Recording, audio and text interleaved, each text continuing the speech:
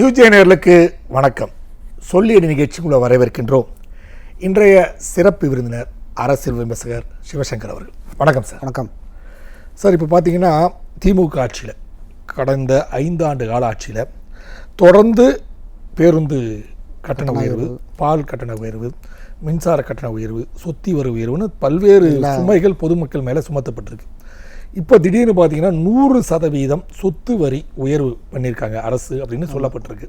இது எப்படி சார் பார்க்குறீங்க? நீங்கள் எல்லா வரியும் உயர்த்தியாச்சு. நீங்கள் இதுக்கு உயர்த்துறதுக்கு ஒன்றுமே இதுக்கப்புறம் சப்போஸ் தப்பி தெரியாமல் இங்கே வந்துட்டாங்க அப்படின்னா உயிரோடு இருக்கிறதுக்கும் வரி. நீங்கள் உயிரோடு இருந்தீங்கன்னா அதுக்கு நீங்கள் வரி கொடுத்துருங்க. நீங்கள் எங்களோட ஆட்சியில் இருக்கிறதா இருந்தால் நீ ஏன் உயிரோடு இருக்கிற, செத்துரு இல்லைண்ணா, நீங்கள் குடிச்சு செத்துரு, இல்லை ஏதாவது வழியில் செத்துரு, இல்லைன்னா நீ எனக்கு காசை கொடுத்துரு. உங்கள்கிட்ட இருக்கக்கூடாது. என்னென்ன வழியில் பிடுங்கணுமோ எல்லா வழியிலையும் பிடுங்கணும். பிடுங்கிட்டாங்க. இதுக்கு மேலே அங்கே பிடுங்கிறதுக்கு ஒன்றுமே இல்லை. ஏன்னா இவங்க எதையுமே ஒழுங்காக செய்யலை. இவங்க வரும்போது மின் கட்டணத்துக்கு ஒரு ட்ராமா ஆடினாங்க. மாதம் மாற்றுவோன்னு சொன்னாங்க. இது வரைக்கும் எதுவும் பண்ண முடியல.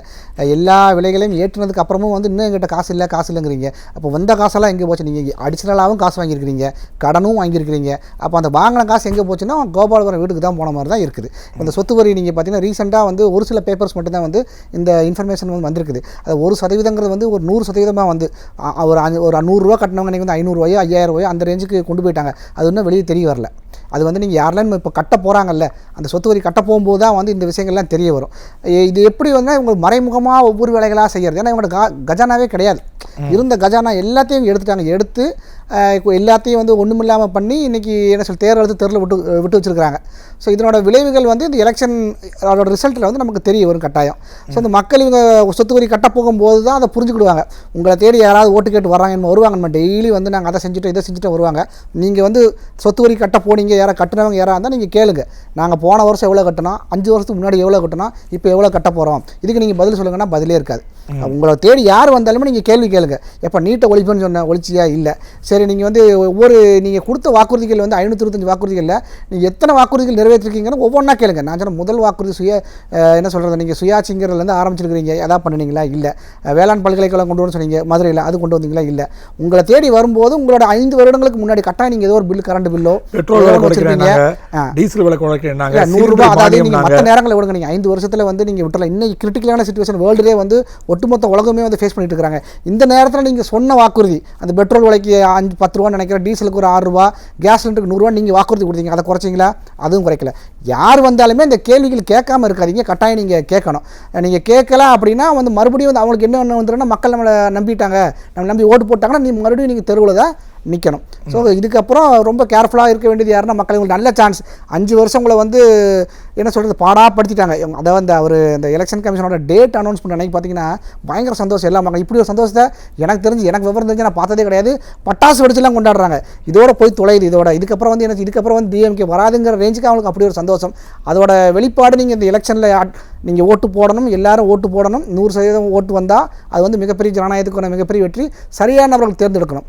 தேர்ந்தெடுக்கிறதுக்கு முன்னாடி யார் உங்களை தேடி வந்தாலும், ஏன்னா நீங்கள் அட்வைஸ் 1000 பேர்ட்டு கேட்கலாம். ஆனால் முடிவெடுக்கிறது நீங்களாக தான் இருக்கணும். அந்த முடிவெடுக்கிறதுக்கு முன்னாடி உங்களை தேடி வர்றவங்கள்ட்ட நீங்கள் கேளுங்க, நீங்கள் என்ன பண்ணுனீங்க, 5 வருஷத்துக்கு முன்னாடி கொடுத்த வாக்குறுதிகளை நீங்கள் எத்தனை நிறைவேற்றினீங்க? எதையுமே நிறைவேற்றலை.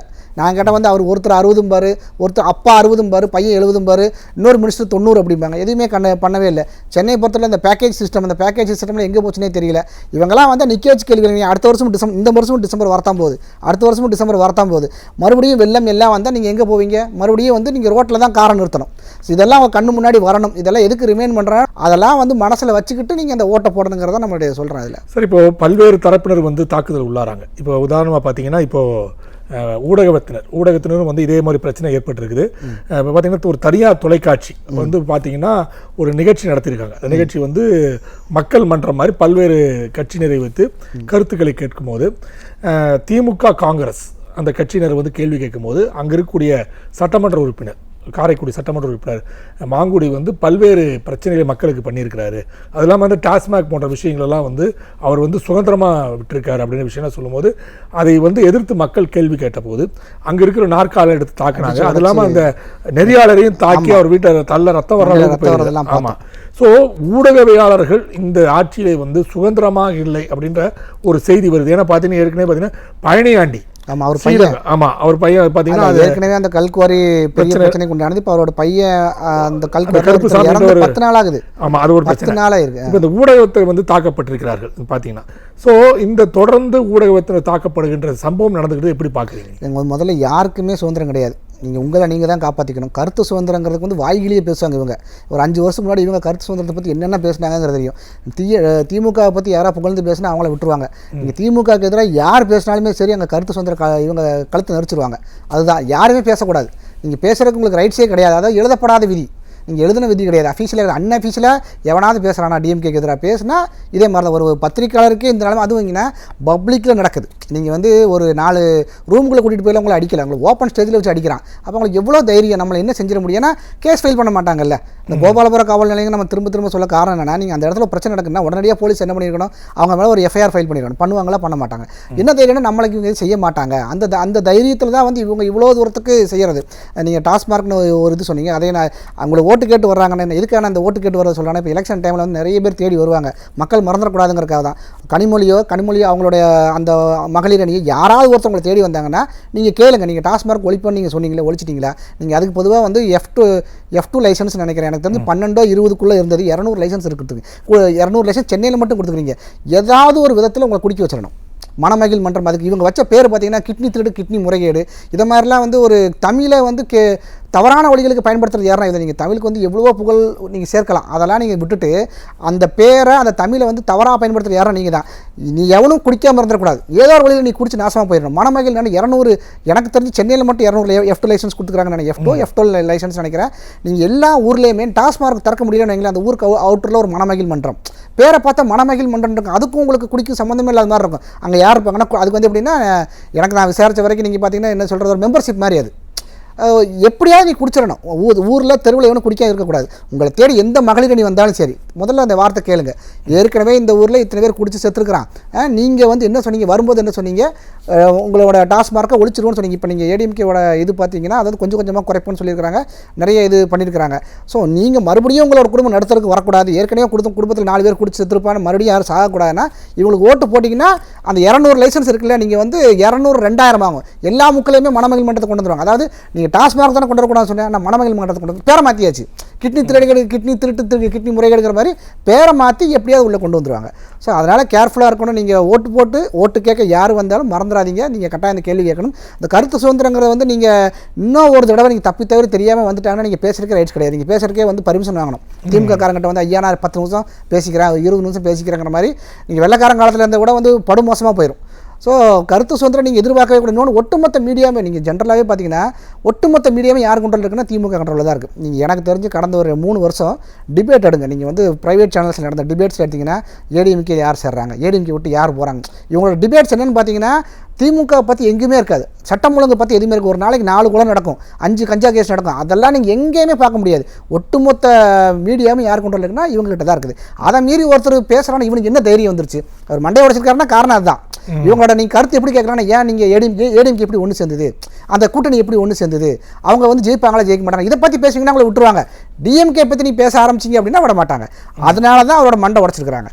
அவர் வந்து மற்றவங்கள மாதிரி பேசியிருந்தாங்கன்னா அவருக்கு மண்டை காப்பாற்றப்பட்டிருக்கும். இன்னொரு விஷயம் பார்த்தீங்கன்னா, இந்த நீங்கள் சொன்னீங்க இந்த பழனியாண்டி அவர் வந்து ஏற்கனவே வந்து அந்த ஒரு பத்திரிக்கையாளர் தாக்கப்பட்டார் விஷயத்தில் அந்த பத்திரிக்கையாளர் மேலே கேஸ் போட்டாங்க. உலகத்திலே இப்படி ஒரு உணவு எங்கேயுமே. அதே மாதிரி இப்போ பார்த்தீங்கன்னா ஒரு 10 நாளாக கருப்புசாமி என்ற இளைஞரோட உடல் வந்து அங்கே கிடந்திருக்கு.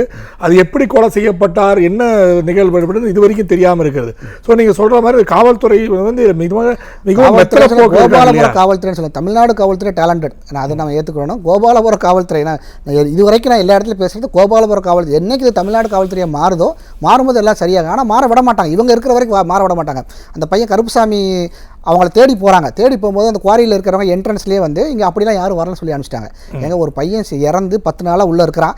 அவங்க வந்து உள்ளே தேடி வர்றாங்க. தேடி வரும்போது அவன் இல்லைன்னு சொல்கிறீங்கன்னா உங்களுக்கு எல்லாம் தெரிஞ்சுதான் நடந்திருக்குது. நீங்கள் சர்ச் பண்ண விடல, உங்களுக்கு என்ன பிரச்சனை? அதாவது இறந்துட்டான் அந்த பையனை, இறந்த உடனே நீங்கள் கொடுத்துருக்கீங்களா, அது இல்லை அடித்து கொண்டு 10 நாள் அங்கே போட்டு வச்சுருக்கீங்கன்னா உங்களுக்கு எவ்வளோ தெரியும்? இத்தனைக்கும் அது ஒரு இஷ்யூ ஆனது, அந்த கல்குவாரி இஷ்யூ ஆனது ரொம்ப வருஷத்துக்கு முன்னாடிலாம் கிடையாது. ஒரு 2 to 3 மந்த்துக்கு உள்ளே நடந்த விஷயங்கள் தான். அந்த விஷயத்தை பேசும்போது நேரு நினைக்கிறேன், அவர் ஓப்பனாக சொல்கிறாரு, இந்த அவங்க வீட்டில் அந்த டிஎம்கேக்குள்ளே 2-3 பேர் சண்டை போட்டிருந்தாங்க. அவருக்கு திருச்சி சிவாவுக்கு சண்டை நடக்கும்போது திருச்சி சிவா வீட்டை அடித்து உடச்சது யாருன்னா இந்த பழனியாண்டி. அதில் நீ தப்பிச்சிட்ட அப்படிங்கிறது இந்த வீடியோலாம் வந்து நிறைய சர்க்குலேட் தைரியமாக பேசுகிறாங்க அவங்க. அதில் மாட்டிருக்க வேண்டிய இவனே தப்பிச்சிட்டான் அந்த பழனியாண்டியை வந்து அவர் சொல்கிறாரு. அப்போ நீங்கள் எந்த ஆக்ஷனுமே அன்னைக்கும் எடுக்கலை, நீங்கள் உங்களுக்குள்ளே அடிச்சுக்கிட்டீங்க, அன்னைக்கும் எடுக்கலை. அந்த ஒரு பத்திரிக்கையாளரை அடித்து உதச்சி கேஸ் யார் இவங்க மேலே அடி வாங்கின மேலே கேஸு. ஸோ அதெல்லாம் வந்து எங்கே நடக்கும்னா கோபாலபுரம் காவல்துறை நடக்கும். இந்த ஸ்காட்லாந்து யார்டு காவல்துறைன்னு சொல்கிறீங்களா, அதெல்லாம் வந்து கற்பனையிலே நீங்கள் நினைக்கக்கூடாது இவங்க இருக்கிற வரைக்கும். இப்போ அந்த பையன் இறந்து போயிட்டான், அது எப்படி இறந்தா எதுவுமே நடக்காது, எந்த இன்வெஸ்டிகேஷனுமே நடக்காது. ஏன்னா இங்கே டிஜிபியே இல்லையே, பொறுப்பு டிஜிபிக்கு ஒரு பொறுப்பு டிஜிபி. நீங்கள் பாருங்களேன், ஒரு அதாவது நீங்கள் மக்களுக்கு நீங்கள் தேர்ந்தெடுக்கப்பட்ட மக்களுக்கு நீங்கள் வந்து உண்மையாக இல்லை, பரவாயில்ல. ஏன்னா உங்களுக்கு வந்து தெரியாதனமா உங்களை நம்பிட்டாங்க, நம்பி ஏமாந்துட்டாங்க. நீங்கள் கோர்ட் சொல்கிறதையா கேட்கணும், அதையும் நீங்கள் கேட்கறது கிடையாது. யாரும் சொல்கிறத நாங்கள் கேட்க மாட்டோம், டிஜிபி போடுங்கன்னு சொல்லி ஒரு 6 மாதத்துக்கு மேலே, எனக்கு தெரிஞ்ச 6 மாதத்துக்கு மேலே செப்டம்பரில் வந்து ஒரு செப்டம்பர்லேயே அக்டோபர்லேயே ஒரு ரிட்டையர்ட் ஆனார்னு நினைக்கிறேன். சங்கர் ஜிவால் ஒரு ரிட்டையர்ட் ஆனார். அதுக்கப்புறம் இவங்க வந்து அதை பண்ணவே இல்லைன்னா எவ்வளோ தைரியம். ஏன்னா போட்டால் ஒரு டிஜிபி, ஒரு ஃபுல் டைம் டிஜிபி வந்தால் இவங்க நினச்ச மாதிரி எதுவும் செய்ய முடியாது. இன்னைய வரைக்கும் அதை மெயின்டைன் பண்ணி கொண்டு வந்துட்டாங்க. அந்த விதத்தில் இன்னொரு விஷயம் பார்த்தீங்கன்னா, இப்போ சமீபத்தில் ஒரு சம்பவம், அதாவது ஒரு தந்தை வந்து கொலை செய்யப்பட்டிருக்கார். காவல்துறையினர் வந்து அது எந்த விதமான நடவடிக்கை எடுக்காமல் இருக்காங்க. அவங்க மகள் செவிலியர், கிட்டத்தட்ட 23 வயசு அவங்களுக்கு. அவங்க இது வந்து என்ன ஒரு நடவடிக்கை எடுக்கலன்னு சொல்லி அவங்க வந்து தற்கொலை செய்துட்டாங்க. இவங்க வந்து 2 பேரும் பட்டியலின மக்கள். ஆனால் பட்டியலின மக்களுக்கு தான் குரல் கொடுப்பேன்னு சொல்கிற திருமாவளவன் ஒரு 8 சீட்டு வாங்குறதுக்கு மிகப்பெரிய போராட்டத்துக்கு அப்புறம் 8 சீட்டு வாங்கிட்டு வெற்றி வெளியே சொல்லிட்டாரு. ஆனால் இந்த பட்டியலின மக்களுக்கு வேங்கை வயல் போன்ற பிரச்சனை, இந்த பிரச்சனை, கெவின் போன்ற பிரச்சனையெல்லாம் ஏற்படும் போது இவர் வாயே திறக்காம சட்டம் ஒழுங்கு பற்றி பேசாமல் இருக்கிறாரு. ஸோ பட்டியலின மக்களுக்கு எதிராக திமுக இருக்குது, அவர் கூட இருப்பவங்களும் இதுக்கு எதிராக இருக்கக்கூடிய சூழ்நிலை இருக்குது. எப்படி பார்க்குறீங்க? நீங்கள் வாயை திறக்கக்கூடாது, அதுதான். அது வந்து வாய்ப்பூட்டு சட்டங்கிறது வந்து சாதாரண மக்களுக்கு மட்டும் கிடையாது, கூட்டணி கட்சிக்கும். நீ பெட்டி வாங்கிக்கோ. கம்யூனிஸ்ட் வந்து பாலகிருஷ்ணன் அவர் ஓப்பனாகவே சொன்னார், எங்களுக்கு ஆன்லைன்லேயே காசு அனுப்பிச்சாங்க, எங்களுக்கு மட்டும் அனுப்பல இவங்களுக்கு அனுப்பிச்சாங்கன்னு ஓப்பனாகவே சொல்கிறாரு. நீ 5 வருஷம் நாங்கள் என்ன வேணால் செய்வோம், நீங்கள் வாயை திறக்கக்கூடாது. அதுதான் வந்து நடந்தது. அதுக்காக அவங்க காசை வாங்கிட்டு இங்கே என்ன வேணால் இருப்பாங்க. 2001 திருமாவளவன் 8 சீட்டு தான் வாங்கினார். இன்றைக்கி நீங்கள் 6 சீட், அப்போ 6 8 அவ்வளோதான். நீங்கள் வந்து இன்னை வரைக்கும் நீ டபுள் டிஜிட் வரவே இல்லை. கருணாநிதி அவர்கள் ஓப்பனாக சொல்லியிருந்தார், 1 இயர்ஸ் சொன்னதை தான் நான் சொல்கிறேன். ஏன்னா நீங்கள் வந்து பொது தொகுதியில் நீங்கள் ஆசைப்படக்கூடாதுன்னு சொன்னார். இவர் அவரோட அடுத்த வெர்ஷன் பார்த்தீங்கன்னா பரிணாம வளர்ச்சியில் அவர் பையன் என்ன சொல்கிறாருன்னா, நீங்கள் டபுள் டிஜிட்டில் ஆசைப்படக்கூடாது. நீங்கள் வந்து நீங்கள் 5 வருஷம் நீங்கள் பட்டியலின மக்களுக்காக நீங்கள் போராடுறேன்னு சொன்னீங்க. என்ன போராடி இருக்கிறீங்க? வேங்கை வயலுக்கு போராடினீங்களா? ஒரு பத்திரிக்கையாளர், நீங்கள் பத்திரிக்கையாளரை பற்றி பேசும்போது ஒரு பத்திரிக்கையாளர் வீட்டில் வந்து அசிங்கத்தை ஊற்றும் என்ன சொல்கிறது, எவ்வளோ கேவலப்படுத்த முடியும், அதை பற்றி நீங்கள் பேசுனீங்களா? அதெல்லாம் கிடையாது. அந்த கவின் கொலை வழக்கு அதுக்கு நீங்கள் எதுவும் பண்ணவே இல்லை. அதாவது உங்கள் சார்ந்த மக்களுக்கு நீங்கள் எதுவுமே செய்யவே இல்லை இது வரைக்கும். நீங்கள் செஞ்சிருந்தீங்கன்னா அந்த 8 சீட்டுங்கிறது ஆட்டோமேட்டிக்காக 16 சீட்டாக இருக்கா. உங்கள் மேலே மக்களுக்கு நம்பிக்கை இல்லை. ஸோ நம்பிக்கை இல்லைங்கிறதுனால தான் வந்து உங்களால் எதுவுமே பண்ண முடியல. உங்களால் நீங்களும் கேட்கறதுக்கு தயாராக இல்லை. நீங்கள் கேட்டால் கட்டாயம் தெரியும் அவங்க வந்து செய்ய மாட்டாங்க. ஏன்னா இன்னொன்று அதில் வந்து என்ன சொல்கிறது, உங்களுக்கு உட்கார்றதுக்கு சேர் கொடுக்கல, அப்பவும் நீங்கள் பேச மாட்டீங்க. எதுக்குமே நீங்கள் பேச மாட்டீங்கன்னா அப்புறம் நீங்கள் கட்சி நடத்தணும். அந்த மக்களையே நீங்கள் ஏமாத்துறீங்க. உங்களால் இல்லைனா ஒத்துக்கிடுங்க, எங்களால் எதுவுமே செய்ய முடியல, நாங்களாம் வந்து எங்களால் வந்து கையாளாதவர்கள் நீங்கள் ஓப்பனாக ஒத்துக்கணும். ஸோ அதை விட்டு நாங்கள் மக்களுக்கு நாங்கள் செய்கிறோம்னு இன்னும் எத்தனை வருஷம் நீங்கள் ஏமாற்ற போகிறீங்க? மக்கள் தெளிவாக தான் இருக்கிறாங்க. ஆனால் இதுக்கப்புறமும் மக்கள் தெளிவில்லை அப்படின்னா ரொம்ப கஷ்டம். இந்த 5 வருஷத்தில் வந்து அவங்களுக்கு நடந்த கொடுமைகளுக்கு யார் போராடி இருக்கணும்? இவங்க தான் முதல்ல நின்று போராடி இருக்கணும். கம்யூனிஸ்ட் வந்திருக்கணும். யாருமே வாய் திறக்கவே இல்லை. 5 வருஷம் இவங்க செய்த தவறுகளுக்கு இவங்க கூட போனதுனால கூட 2 பெட்டி தான் கிடைக்கும். மற்றபடி வந்து எதுவுமே நடக்காது. அந்த 2 பேர் அப்பா மகள் இறந்துருக்கிறாங்க, அதுக்கு யாராவது வாயை திறந்து பேசவே மாட்டாங்க. இதே இது ரிவர்சல் நீங்கள் நினச்சி பாருங்கள். டிஎம்கே வந்து ஆப்போனன்ட் பார்ட்டியாக இருந்தால் அதை வச்சு ஒரு பெரிய ட்ராமா, இந்த எலெக்ஷன் டைமில் பெரிய ட்ராமாவே பண்ணியிருப்பாங்க. அந்த ஃபெனிக்ஸ் அவங்க ஜெயராஜ் அவங்க இறந்ததை பார்த்தீங்கன்னா எவ்வளோ நாடாக இவங்க இதில் டெய்லி லாக்அப் டெத் நடக்குது. ஏன்னா லாக்அப் டெத்தை பற்றி எவ்வளவோ பிரச்சனைகள் வருது. அஜித்குமார் மரணமாக இருக்கட்டும், அது நடந்து 1000 வருஷம்லாம் ஆகாஷ் இல்லை, அது அந்த அஜித்குமார் நடந்து அது 1000 வருஷம்லாம் ஆகலை. அதுக்கப்புறம் பார்த்தீங்கன்னா ஆகாஷ், அதுக்கப்புறம் பார்த்தீங்கன்னா இது எவ்வளோ தைரியமாக நடக்குது அது. ஸோ அதான் சொல்கிறல, இது அவங்க ஆப்போனன்ட் பார்ட்டியாக இருந்திருந்தால் இதை வச்சு பயங்கர ட்ராமா பண்ணியிருப்பாங்க. ஸோ மக்கள் இந்த ட்ராமாக்கெல்லாம் வந்து நீங்கள் செவி சாய்க்கக்கூடாது. இதுக்கப்புறமும் இந்த மாதிரிலாம் நடக்கக்கூடாதுன்னு நீங்கள் நினச்சிங்கன்னா உங்களை தேடி வரவங்ககிட்ட நீங்கள் ஏன் லாக்அப் நடந்துங்க. ஏன்னா உங்கள் வீட்லேயும் பையனோ பொண்ணோ இது மாதிரி ஒரு பொண்ணு இறந்துன்னு சொன்னீங்களே, இது மாதிரி பொண்ணோ இது மாதிரி ஆகாஷ் மாதிரி ஒரு பையனோ யாரோ கட்டவங்க வீட்டில் இருக்கத்தான் செய்வாங்க. அவங்களுக்கு இதை மாதிரி வரக்கூடாதுன்னு நீங்கள் நினச்சிங்கன்னா கேள்வி கேளுங்க. ஏன் லாக்அப் டெத் நடந்தது, நீங்கள் எதாவது ஆக்ஷன் எடுத்துருக்கீங்களா கேளுங்க. கேட்கல அப்படின்னா அது என்னைக்காவது ஒரு நாள் உங்களுக்கு நடக்கலாம். கண்டிப்பாக. உங்கள் நேரத்தை ஒதுக்கி பேட்டியது மிக்க மகிழ்ச்சி. நன்றி சார். தேங்க்யூ. நேரிலே மீண்டும் அடுத்த சொல்லியடி நிகழ்ச்சியில் சந்திப்போம். அதுவரை நன்றி, வணக்கம்.